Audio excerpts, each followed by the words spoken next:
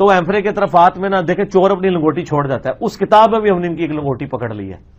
وہ کتاب انہوں نے ہی لکھوائی ہوئی ہے محمد وہاب صاحب کو بدنام کرنے کے لیے. پتہ کیوں؟ اس کتاب میں سے ایک بہت بڑی ٹیکنیکل غلطی ہو گئی ہے. میں آپ کو بتاتا ہوں, آپ کو پتہ چل جائے گا.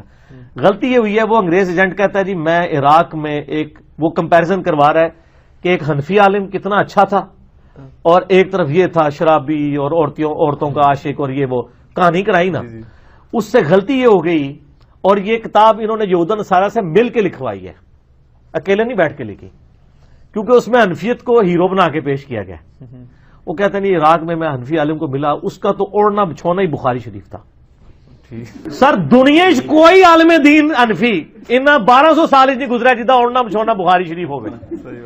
ادایا شریف, فلانا شریف, ٹمکانا شریف, بخاری شریف نال کے لینا دینا.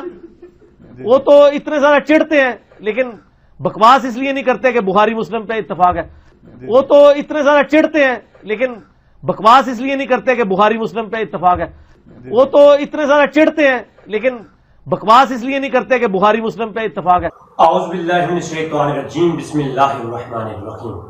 ناظرین, آپ محمد علی مرزا صاحب کا کلپ سن رہے تھے جس میں جناب کہہ رہے تھے جناب کہ اس کتاب کی ٹیکنیکلی غلطی میں نے پکڑ لی. میں حیران ہوں کہ الحمدللہ بندہ فقیر بھی انجینئر ہے اور وہ بھی خود کو انجینئر کہتے ہیں, لیکن ایسی ٹیکنیکل انجینئر ہو کر کم سے کم بندہ ایسی ٹیکنیکل غلطیاں نہیں پکڑتا. اور اگر اس کی انجینئرنگ میں ٹیکنیکلی غلطی اس کو کہتے ہیں تو میں سمجھتا ہوں پھر ٹیکنیکل کا تو جو وہ ایک اسباب ہوتے ہیں اور اسلوب ہوتا ہے وہ تو بالکل ضائع ہو گیا. اللہ معاف فرمائے, علماء کی تو پتہ نہیں, لیکن ایسے انجینئر اگر اور پیدا ہو گئے نا تو پاکستان میں ضرور ترقی کر جانی ہے. اچھا, ٹیکنیکل غلطی کیا جی پکڑی؟ کہتے ہیں جی کہ یہ مسلم اور بخاری پر بکواس اس لیے نہیں کرتے کیونکہ اس پہ اجماع ہے. اب مسلم اور بخاری پر بکواس کون کرتا ہے میں آپ کو اسی ویڈیو کے آخر میں کلپ دکھاؤں گا, آپ خود انصاف کیجیے گا. یعنی ہم کون ہیں؟ ہم بکواس اس لیے نہیں کرتے جو حنفی حضرات ہیں بخاری اور مسلم پر کہ اس پر اجماع ہے. اب بکواس بخاری اور مسلم پر کس نے کیا اور ان محدثین پر لعنتیں کس نے بھیجی ہیں وہ آخر میں کلپ میں آپ کو دکھاؤں گا. لیکن حیران کن بات یہ ہے کہ موصوف کا کہنا ہے کہ جی یہ جو حنفی حضرات ہیں اس کتاب میں لکھا ہوا تھا کہ ایک حنفی عالم تھا جس کا اوڑھنا بچھونا بخاری تھا, اور اس پر وہ مذاق اڑا رہے ہیں. سب جو پاس جاہل حضرات جو بٹھا رکھے ہیں اپنے چیلے وہ بھی ہنس رہے ہیں اس بات پہ کہ حنفی حضرات تو بخاری کو اوڑھنا اور بچھونا بناتے نہیں ہیں بلکہ بخاری شریف نہیں ہدایہ شریف کو بناتے ہیں. بھائی پہلے آپ ہدایہ شریف کو پڑھیں تو صحیح.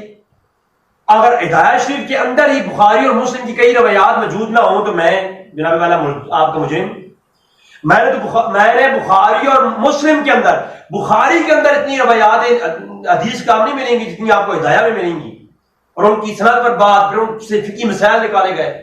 بھائی ہدایہ تو ماخذی بخاری مسلم اور تمام حدیث کی کتب سے ہے. پہلی بات تو یہ. اگلی بات میں یہ بتاؤں کہ اوڑھنا بچھونا بخاری, میرا یہ دعویٰ ہے کہ کوئی ایک یہ جو اہل حدیث کی طرفداری کر رہا ہے نا غیر مقلدین کی, تو غیر مقلدین کی جو شروع لکھی گئی ہیں بخاری کی شرح لکھی گئی ہیں وہ بھی سامنے لاتے ہیں. ہم حنفی حضرات بھی اپنی شرح سامنے لاتے ہیں. معلوم ہو جائے گا مستند اور زیادہ جامع وہ جو شرح ہیں وہ مقلدین کی ہیں یا غیر مقلدین کی ہیں. اور حنفی علماء نے, میں آپ کو 12 سے 15 جو ہے وہ شارح دکھاؤں گا جو نے بخاری کی شرح کی ہیں. آپ مجھے بتائیں اگر بخاری کو اوڑھنا بچھونا نہ بنایا جائے تو بخاری کی شرح کیسی ہو سکتی ہے؟ بھائی کسی کتاب کی شرح لکھنے کے لیے پہلے اسے اوڑھنا اور بچھونا بنایا جائے گا, اس کے اندر ڈوب کر کے اس کا مطالعہ کرنا پڑے گا, پھر جا کر کے اس کی شرح لکھی جائے گی. آپ دیکھیں ہمارے مدارس کے اندر یہ کہتے ہیں جس میں ہدایہ شریف پڑھائی جاتی ہے.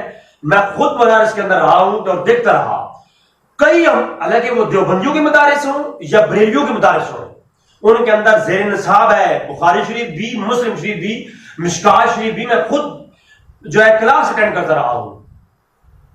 تو درس بخاری درس مسلم یہ ہمارے مدارس کے اندر باقاعدہ سی کلاس ہوتی ہے. حدیث علوم حدیث پڑھانے کے بعد ہم حدیث پڑھتے ہیں.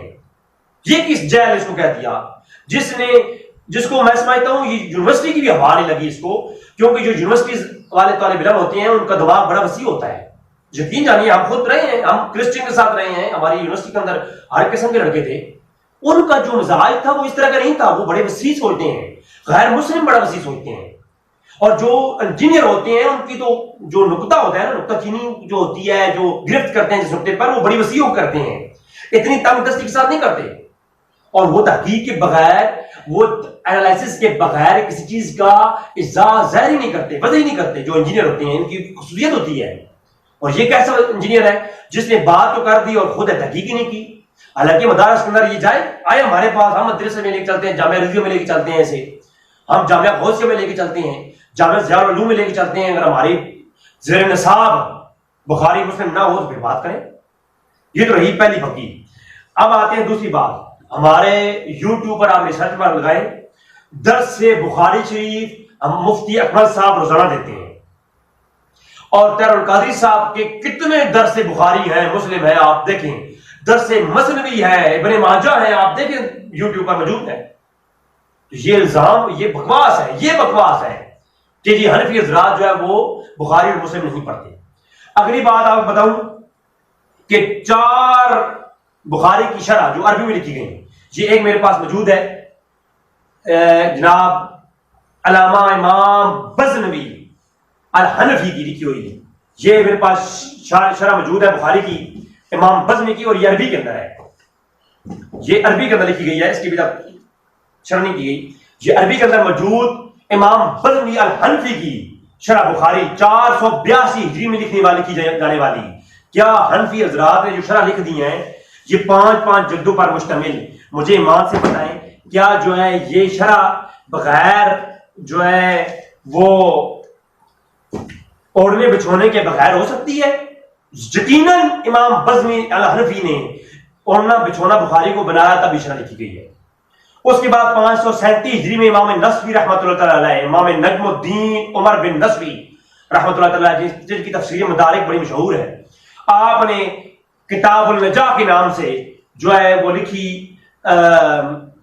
بخاری کی شرح، وہ بھی موجود ہے. الحنفی تھے آپ، حنفیوں کی بہت مشہور شرح.